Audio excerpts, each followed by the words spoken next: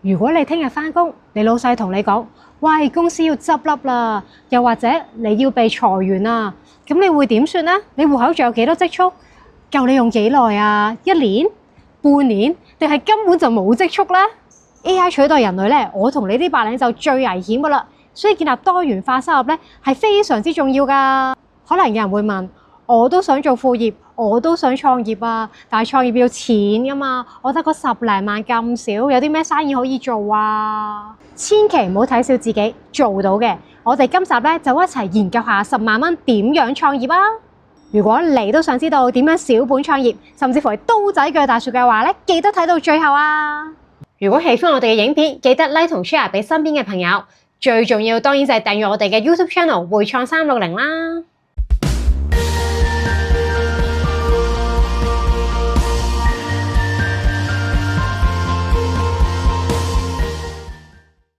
第一個方案，做外賣店。好多朋友都想做飲食，你哋知唔知除咗租金之外，最大嘅成本係咩啊？就係出牌同裝修啊！聽啲朋友講咧，做食肆唔容易嘅喎，申請食牌啦、通風、防火、來去水、電力，樣樣都要過關。如果租個鋪自己搞，淨係搞出牌同搞個廚房啊，閒閒地都使你幾十萬啊！即係話你未賣出一個飯盒，就已經爭到成身債啦。疫情後咧，大家都慣咗叫外賣咯喎，外賣平台咧有勁多支援，有好多着數嘢，自己再搞少少 marketing 啊，例如 IG 啊、Thread 呢啲啊，好多人啊都係咁樣一個人做起㗎。至於揀鋪位想慳錢，有幾個小 tips 可以低成本創業㗎。已經有食牌或者幫你出牌，唔使自己申請，慳錢慳時間。因為搞牌呢啲嘢都幾煩嘅，真係。要有基本裝修。基本風火水電煤有齊晒，裝修又慳幾十萬啊！生財工具齊備，部分鋪位咧連埋爐頭啦、雪櫃、星盤都有埋，仲正。好似呢個鋪位咁啊，租金咧都係萬零蚊起，我哋計下數，按金咧大概5至6萬啦，食材1至2萬，簡單嘅招牌宣傳大約1萬蚊，流動資金再預少少錢，咦，10萬蚊左右就開到檔啦！好似呢個街鋪咁啊，分成幾個細鋪，萬零蚊就租到一個街鋪喎。有日式便當啊、茶飲啊、咖啡烘焙。聽佢哋講咧，樓面都唔使請，間中揾個 part time 翻嚟就得啦，唔使洗碗用即棄餐具，慳咗幾十萬嘅裝修出牌，所以回本期極快啊，3個月已經收支平衡。而家每個月都淨袋幾萬蚊，多過佢以前份正職啊，仲自由好多添。呢種有基本裝修有牌嘅外賣店咧，尤其是係街鋪啊，可以話係今年其中一個性價比最高嘅創業之選。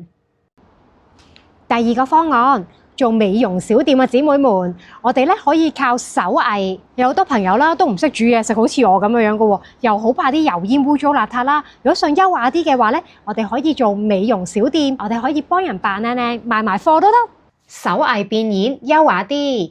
而家嘅女仔做 facial 啊、整指甲、植睫毛，好多人都唔中意去大型連鎖店噶啦，因為咧好驚俾人黑 sell 啊嘛。佢哋中意揾一啲私隱度高、舒服、有人情味嘅小店。我以前幫襯開嗰個美容師咧，佢一向喺一個細商場裏面開檔，都 OK 嘅。不過咧間鋪就真係實在太細啦，同埋冇乜私隱度。後來咧佢揀咗一個工作室上樓嘅，生意好咗，一直都冇再搬過啦。佢咪就係搬咗嚟呢度咯，成個 design 咧都超 fancy，有共用嘅大空間，啲客一入到嚟就覺得，咦，全層都係你㗎，好靚喎，哇，即刻加晒分啦！個裝修咁靚，仲慳翻自己啲裝修錢添啊！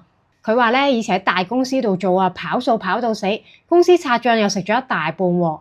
而家呢度租金1萬蚊都唔使，加埋工具啊、貨錢幾萬蚊就開到檔啦。加上佢手勢又好啦，啲客都係跟住佢走。以前個客俾1000蚊，自己得100蚊；而家個客俾500蚊，自己袋成400蚊啊！呢個咪就係用技能直接變現咯。所以有手藝千祈唔好浪費，租工作室你就係老闆娘啦。第3個方案。知識變現，有好多朋友咧，佢哋未必有做實體店嘅經驗啦，但係咧，其實做 service 咧，服務性行業咧，都好有市場噶。知識變現簡直係創業嘅低成本王中之王啊！唔想體力勞動咁辛苦，幫人補習啊、做設計啊、剪片啊、直播、身心靈呢啲都啱晒啊！啲家長咧咪最中意小班教學嘅，可能1個對2個、3個、4個，哇！但係如果你喺屋企度教班嘅話，好唔 pro 喎。平租高質工作室咧，就係你嘅專業戰場啦。幾張台凳加埋電腦，哇！成本低到10萬蚊都唔使啊！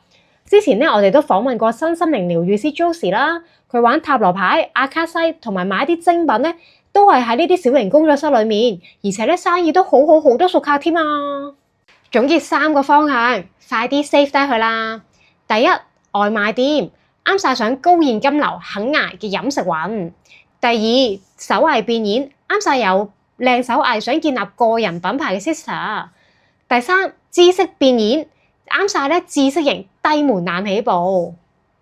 如果想親身去睇鋪同工作室嘅話咧，DM 我哋約啦。資訊欄下面有我哋嘅聯絡方法，快啲 inbox 啦！你又想試邊個？留言話我知。